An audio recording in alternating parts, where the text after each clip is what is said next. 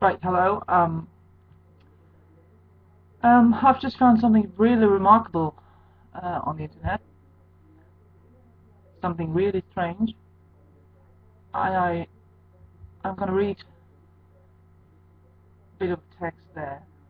So it's a website called Kishi Space of the Iranian scientist Mehran Keshi, and he claims to have developed a plasma generator, a plasma reactor, and he forecasts a lot of changes to come in yeah, the coming 2 to 5 years already.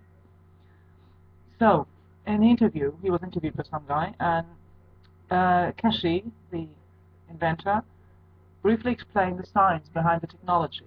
It's not anti-gravity, he corrected me. Rather, what happens is that his plasma reactor creates a local imitation of the Earth's magnetic gravitational properties, complete with magnetosphere providing protection from the cosmic rays that can otherwise be deadly outside of the Earth's atmosphere.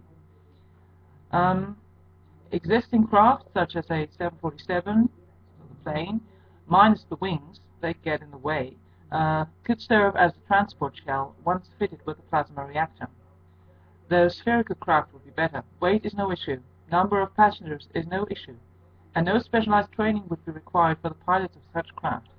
So that is quite amazing. You could put as many people as you like, as much cargo as you like in this thing, and you can steer it or fly it yourself to any given place in the world. And I'm not quite sure yet whether this is really uh, authentic or is it a hoax. But I just wanted to share this with you. Um, and the transport capabilities are not just for space. Imagine going from New York to Paris in a matter of minutes rather than half a day. Imagine having one of these to beat the traffic to work.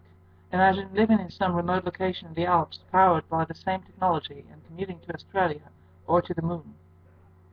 The trucking industry would no longer involve highways, but would be point-to-point specific, rapid, and involve no fuel costs. And I think that this guy, if he exists, and if this is legit, so I think that he is in danger of being murdered. Because if he changes the world to that degree that we no longer need the vehicles we're used to consuming fuel um, or gasoline, and oil, um, then the big guys will be out of work pretty soon, and the power they hold, everything will crumble, and in fact, people will be self-sufficient because he's talking about an energy source that creates itself. So you no longer depend on the corporations that give you little bits of energy or um, sell you fuel at really high costs and dominate people's lives. Um, so speaking of fuel, one of my primary interests in this technology is its claims for cheap, clean energy generation. Um, just have a look. Right. Okay. So energy generation. Kashi claims that his reactors can produce on the level of kilowatts of electricity with no fuel, drawing energy from the environment where it is replenished from an inexhaustible source using principles of plasma. And he says that these reactors in the range of 3 kilowatts output continuous are available presently for interested parties, for example, for potential licensing. Okay, you get the business idea behind that again, but I think it's such a change. It's just so incredible to inspect or to test for themselves. He told me that the technology is far enough advanced and simple enough that a licensing party could be in production in a matter of several weeks, not including the 2 to 3 months training period for learning the technology. Given the regulatory hoops alone, I find that a bit hard to believe, but I'm intrigued by the principle of simplicity. He said that the quantity of units presently deployed numbers in the hundreds, thus entertaining the negotiations for licenses to do so under NDA, and will be required to provide proof of financial capability of payment for setting up factories and paying for licensing. So if you have the money and you get in contact with them and you get a contract signed, then you could be the future energy magnet. So magnet. big guy, and you could change the world, or you could change your environment. So if you're a mayor of a town or the governor of a district, you could really take energy in your own hands and become independent of the oil companies. While the demonstration units will be expensive, one mass-produced Keshi thinks the price for these kilowatt generators could be in the few hundreds of dollars. So everyone could own one. They must kill it. They have to, because I really hope that he has a good hiding place or something, so he can hide in my attic if he likes. Like 10 times cheaper than the cheapest energy source available today of any variety, and they would last for decades. For example, a 3 to 5 kilowatt unit might cost €200 and last 20 to 30 years. So at this point, I'm not quite sure whether this really is a hoax. The website looks sort of simple and made up, so anyone could make up a website like that.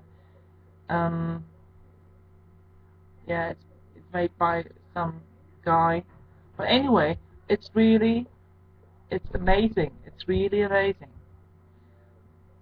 and I really hope he goes ahead with that.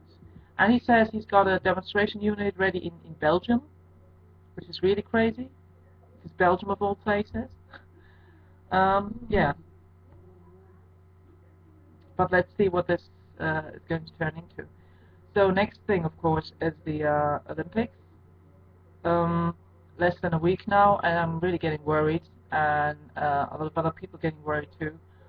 I've actually bought some food. I'm over here in Europe, the mainland, but still, you never know. Whatever happens there could have huge impact over here as well. So if they really actually nuke London, we get to share a bit. I think we get in, so to speak, the Olympic spirit, if we want or not. Funny thing, I've gained a couple of pounds just in case. You never know.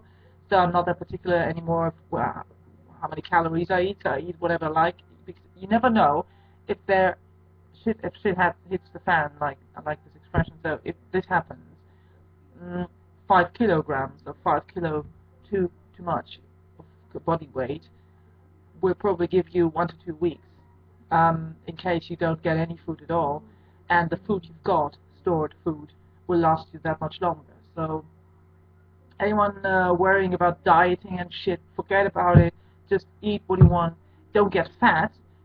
You should be fit, really. You should be really fit to run, not a marathon, but really to run, and run for a couple of minutes, or 20 minutes, to do a nice sprint, so you can escape from any situation you need to. And right, this sounds really strange, really crazy, and probably nothing will happen at all, and everybody will point at us and say, "Hey, you freaky guys, you talked a lot of bullshit, and nothing happened." But you never know. Then you've got the war in Iran, or the war in Iran. You've got the coming war in the Mediterranean. So this is another theater of war, so to speak. So we've got the Olympics, we've got Syria, we've got the thing in Aurora. That was pretty strange. Immediately, Aurora, the goddess of the dawn, or the morning star, or something, or that springs to mind. So she might be heralding the coming of the Antichrist, who is the son of the sun, the sun's whatever, the offspring of the sun, Ra, and he's waiting in the wings somewhere. And I've always had a bad feeling with this film, with The Dark Knight Rises, and I definitely won't watch it. It's so negative. I think all these films are really stupid, but this one, and with Christian Bale now, he has turned into some strange guy. He has really changed. You've seen The Machinist, so that's when he turns into this strange zombie ghost sort of person. I think he is already dead in The Machinist, and he doesn't know there's something like that going on. I have to watch it again. I was quite impressed by the film, and of course by the performance of Bale as an actor. He's a great actor, but um, he acts to the degree that to the extent that he really goes beyond a certain point that is healthy, and I think he he should be. We should watch him, keep an eye on him, because he's really behaving weird. I wouldn't be surprised if something happened to him or he committed suicide or anything like that. But Heath Ledger, for example, with the last Batman, he went uh, beyond that certain line, and I think he came too close to certain circles, and he didn't take that seriously enough, and it was just a huge waste of talent, and yeah. So lots of things on the horizon, in the pipeline, whatever. Um, Nevertheless, we've got good weather at last. The rain's gone for the moment, so I'll enjoy the summer, make the best of what what the weather gods give us. I've just hear God Save the Queen on the television. I don't know what that's all about. Yeah. Anyway, so keep our eyes peeled. Hope nothing happens. If it happens, um, we have to rearrange everything we know, I think, and we'll have to find ways um, to take matters into our own hands and hopefully turn this thing around. Okay, that's all for now. Bye bye.